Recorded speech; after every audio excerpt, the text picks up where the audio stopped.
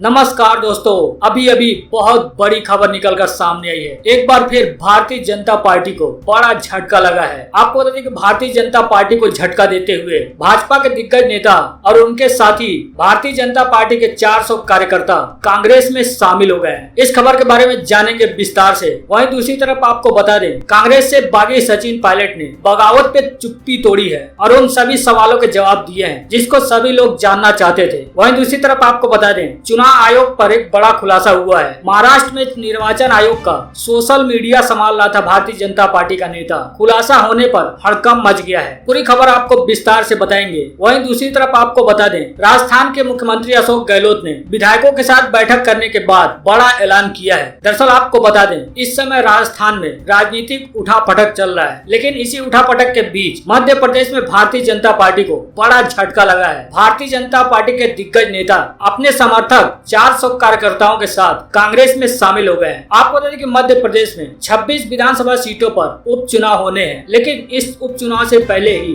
दलों में दल बदल का राजनीति जारी है। इसी कड़ी में एक और भाजपा के नेता ने कांग्रेस ज्वाइन कर ली है। आपको बता दें कि पूर्व मुख्यमंत्री एवं प्रदेश कांग्रेस के अध्यक्ष कमलनाथ ने उन्हें पार्टी की सदस्यता दिलवाई है। इसके साथ ही भारतीय जनता पार्टी को छोड़कर आए दिग्गज नेता के साथ 400 कार्यकर्ताओं ने भी कांग्रेस पार्टी ज्वाइन की है। इसी के साथ ही भारतीय जनता पार्टी को बड़ा झटका देते हुए कांग्रेस अब सिंधिया के गढ़ में भी सेंध लगाने की तैयारी में जुट गई है। दरअसल आपको बता दें कि मध्य प्रदेश की गुना जिले की बमौरी सीट से भारतीय जनता पार्टी के विधायक रह चुके भारतीय जनता पार्टी के नेता और पूर्व राज्य मंत्री केएल अग्रवाल अपने 400 समर्थकों के साथ कांग्रेस में शामिल हुए हैं। इन सभी को मध्य प्रदेश के पूर्व मुख्यमंत्री ने अपनी मौजूदगी में कांग्रेस की सदस्यता दिलवाई है। शिवराज सरकार में पूर्व मंत्री रह चुके अग्रवाल के कांग्रेस में जाने से माना जा रहा है कि भाजपा को तगड़ा झटका लगा है। साथ ही यह भी माना जा रहा है कि सिंधिया के गढ़ में सेंध लगाने में कांग्रेस मजबूत स्थिति में आएगी। आपको बता दें, कांग्रेस में शामिल होने के बाद अग्रवाल ने कहा कि वह कमलनाथ की नीतियों और काम से प्रभावित होकर कांग्रेस में आए हैं। उनका सीधे तौर पर कहना है कि उपचुनाव में पार्टी बमौरी से किसी को भी टिकट दे, लेकिन उनका एकमात्र लक्ष्य दल बदल कर भारतीय जनता पार्टी में गए मंत्री महेंद्र सिंह सिसोदिया को हराना है। साथ ही अग्रवाल ने यह भी कहा कि वे भारतीय जनता पार्टी में दुखी थे। उनका कहना है कि मैंने पूरी निष्ठा से, पूरी ईमानदारी से पार्टी में जिम्मेदारी निभाई, लेकिन मुझे वहां पे तरजीह नहीं दी गई। लेकिन अब कमलनाथ के काम से प्रभावित होकर मैं कांग्रेस ज्वाइन किया हूं। साथ ही अग्रवाल ने किसी का नाम लिए बगैर कहा कि बिकाऊ माल सिंधिया के साथ भारतीय जनता पार्टी में चला गया है। वह हर जगह पैसे लेकर समझौते कर रहे हैं। इस तरह से अग्रवाल ने कांग्रेस का दामन थामने के बाद सीधे तौर पर चैलेंज किया है कि वो गुना सीट से भारतीय जनता पार्टी के प्रत्याशी को जीतने नहीं देंगे। वहीं अग्रवाल को कांग्रेस की सदस्यता दिलवाने के बाद मध्य प्रदेश के पूर्व मुख्यमंत्री कमलनाथ ने कहा कि अग्रवाल जी ने कहा था कि मेरा टारगेट बिकाऊ को हराना है, तब मैंने कहा था कि आपका कांग्रेस में स्वागत है। कमलनाथ का कहना है कि भारतीय जनता पार्टी में अभी भी बहुत सारे लोग हैं जो पार्टी से नाराज चल रहे हैं, लेकिन फिलहाल खुलकर सामने नहीं आ रहे हैं। इसके साथ ही कमलनाथ ने कहा कि 11.5 महीने सिर्फ हमें सरकार चलाने के लिए मिले। उनका कहना है कि उपचुनाव के लिए सौदेबाजी हुई है, जिसके चलते हमारी सरकार अल्पमत में आई और गिर गई। उन्होंने दावा करते हुए कहा है कि उपचुनाव में कांग्रेस दोबारा वापसी करेगी और मध्य प्रदेश में फिर से कांग्रेस का झंडा लहराएगा। दरअसल आपको बता दें कि कांग्रेस में शामिल हुए अग्रवाल साल 2003 में पहली बार गुना से विधायक बने थे और साल 2008 में हुए विधानसभा चुनाव में दोबारा से जीते थे, यानी विधानसभा सदस्य निर्वाचित किए गए थे। आपको बता दें कि अग्रवाल को दिसंबर 2008 में शिवराज मंत्रिमंडल में राज्य मंत्री बनाया गया था, लेकिन 2018 के विधानसभा चुनाव के दौरान बगावती तेवरों के चलते उन्हें भाजपा से अलग होना पड़ा था। इसके बाद से ही अग्रवाल के कांग्रेस में शामिल होने की अटकलें चल रही थी। हालांकि अब वे भाजपा को झटका देते हुए अपने 400 से ज्यादा समर्थकों के साथ कांग्रेस में शामिल हो गए हैं। माना जा रहा है कि अग्रवाल के कांग्रेस ज्वाइन करने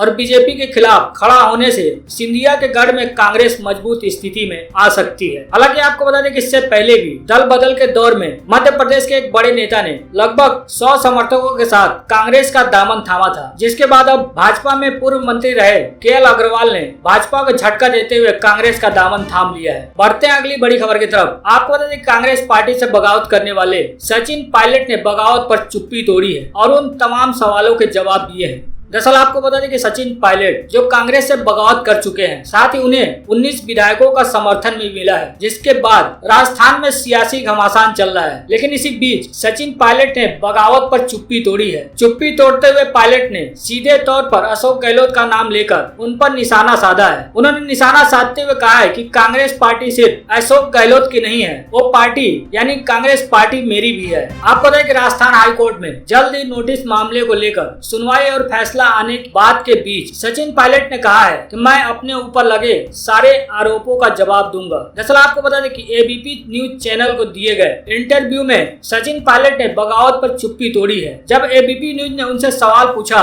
कि आपके ऊपर पार्टी के खिलाफ काम करने का आरोप लगा है, उसके जवाब में सचिन पायलट ने कहा कि आज तक पार्टी के खिलाफ मैंने कभी एक शब्द भी नहीं बोला है। जब उनसे यह सवाल पूछा गया कि आरोप है कि आप पर कि आप चुप रहे हैं, तब उन्होंने जवाब देते हुए कहा कि कोर्ट के फैसले के बाद सभी सवालों के जवाब दूंगा। कोर्ट का फैसला आने के बाद एक प्रेस कॉन्फ्रेंस कर उन सभी सवालों के जवाब दूंगा जो जनता जानना चाहती है। वहीं दूसरी तरफ जब एबीपी न्यूज ने सवाल पूछा कि कांग्रेस में है तो नाराजगी किससे है, तब उन्होंने जवाब देते हुए कहा कि मेरी लड़ाई मुख्यमंत्री अशोक गहलोत से है, कांग्रेस से नहीं है। वहीं दूसरी तरफ जब उनसे सवाल पूछा गया कि आपकी छवि पर काफी सवाल उठ रहे हैं, उन पर क्या कहेंगे आप, सचिन पायलट ने जवाब देते हुए कहा कि जो लोग छवि खराब कर रहे हैं वो सभी लोग सुन ले, वो कानूनी कार्रवाई के लिए तैयार रहें। मैं उन सभी पर कानूनी कार्रवाई करूंगा जो मेरी छवि खराब करने की कोशिश कर रहे हैं। उन्होंने इंटरव्यू के दौरान सीधे तौर पर कहा है कि मेरी लड़ाई अशोक गहलोत से है, ना कि कांग्रेस से। उनका सीधे तौर पर कहना है कि मैं कांग्रेस में रहकर ही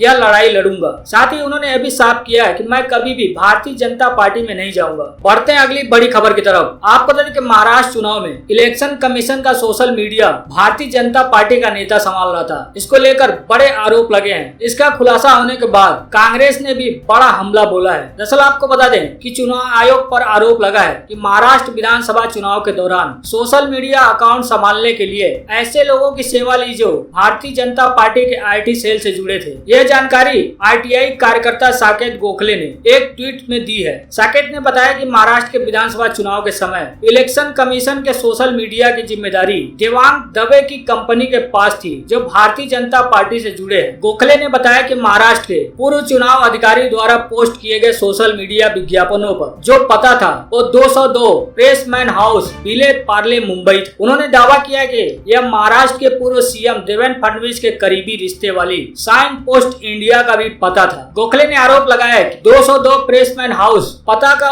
उपयोग सोशल सेंटर नामक एक डिजिटल एजेंसी द्वारा भी किया गया था। यह एजेंसी देवांग दवे के स्वामित्व में है जो भारतीय जनता पार्टी के युवा विंग भारतीय जनता युवा मोर्चा के लिए आईटी और सोशल मीडिया के राष्ट्रीय संयोजक है। अब इन आरोपों के बाद कांग्रेस ने भी अब इलेक्शन कमीशन पर सवाल उठाए हैं। महाराष्ट्र के पूर्व मुख्यमंत्री पृथ्वीराज चौहान ने चुनाव आयोग को पत्र लिखकर पूछा है कि आखिर किस प्रक्रिया के तहत भारतीय जनता पार्टी से जुड़े शख्स को इसकी जिम्मेदारी दी गई और क्या ऐसा करने का दबाव चुनाव आयोग पर था।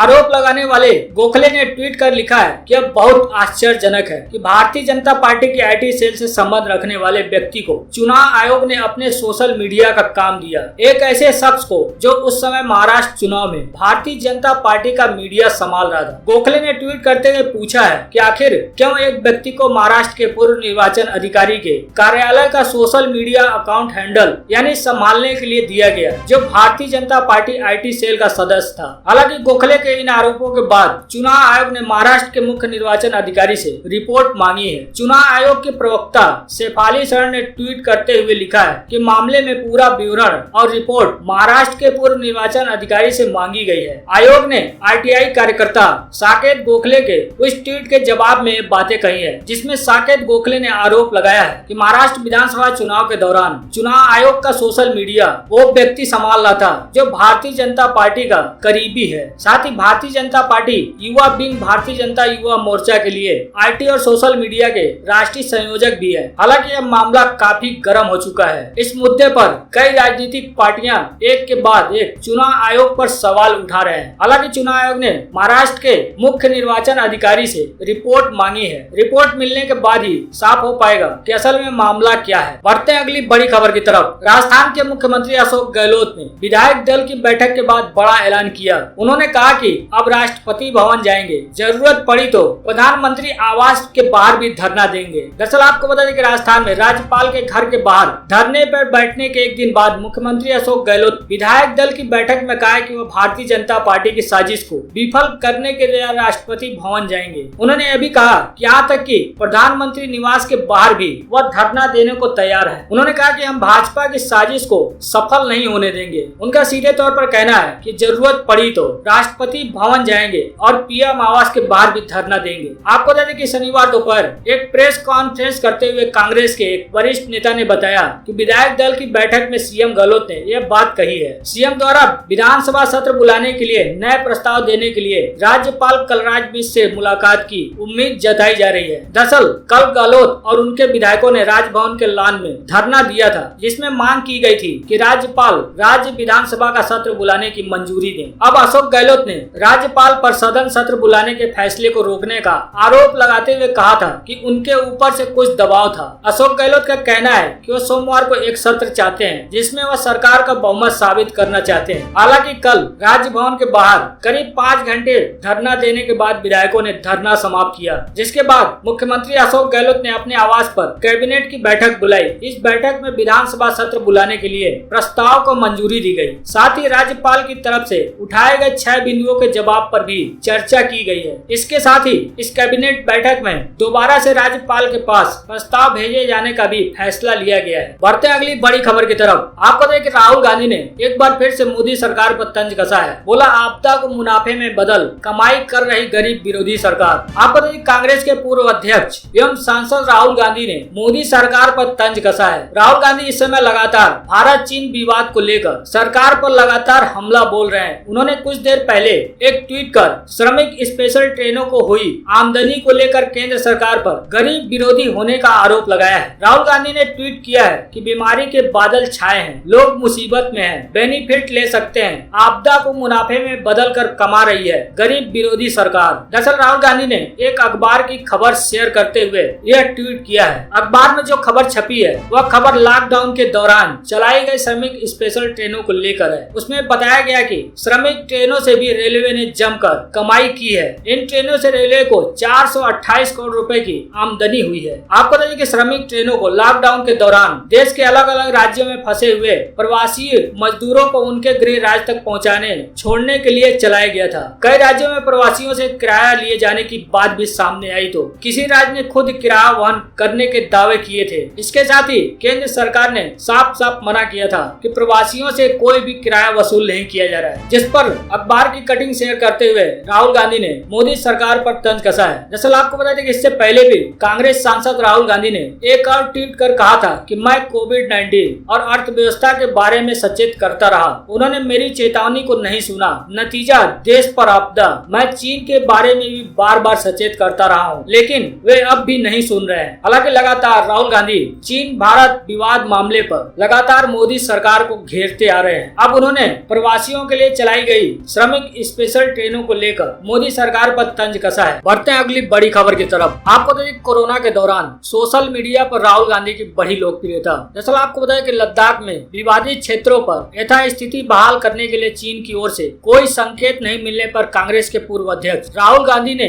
गुरुवार को एक और वीडियो जारी कर दिया। इसमें लद्दाख में चीनी आक्रामकता को लेकर प्रधानमंत्री नरेंद्र मोदी और उनकी सरकार की नीति पर निशाना साधा है। राहुल गांधी की ओर से चीन के साथ सीमा विवाद को लेकर एक हफ्ते के अंदर यह तीसरा वीडियो उन्होंने जारी किया है, जिसको लेकर बीजेपी में बेचैनी है। इस संबंध में भारतीय जनता पार्टी की बेचैनी का सबसे बड़ा कारण यह है कि ऑनलाइन प्लेटफॉर्म पर राहुल गांधी के वीडियो पर जबरदस्त प्रतिक्रिया मिल रही है। इस बात की पुष्टि कांग्रेस की सोशल मीडिया टीम ने किया है। कांग्रेस की सोशल मीडिया सेल के मुताबिक चीन के साथ बने गतिरोध को लेकर राहुल गांधी की ओर से 17 जुलाई और 20 जुलाई को जारी वीडियो को अब तक 15 करोड़ बार देखा जा चुका है और इन दोनों वीडियो को ट्विटर पर 4 करोड़ बार देखा जा चुका है, फेसबुक पर 6 करोड़ बार और सोशल मीडिया प्लेटफॉर्म यूट्यूब पर 2 करोड़ बार देखा जा चुका है। जबकि व्हाट्सएप ऐप पर अलग अलग ग्रुपों पर 2 करोड़ यूजर ने इसे शेयर भी किया है। वहीं राहुल गांधी के ट्विटर हैंडल पर औसतन लाइक भी भारी उछाल आया है। आपको देख कोरोना महामारी के शुरुआती महीनों में जहां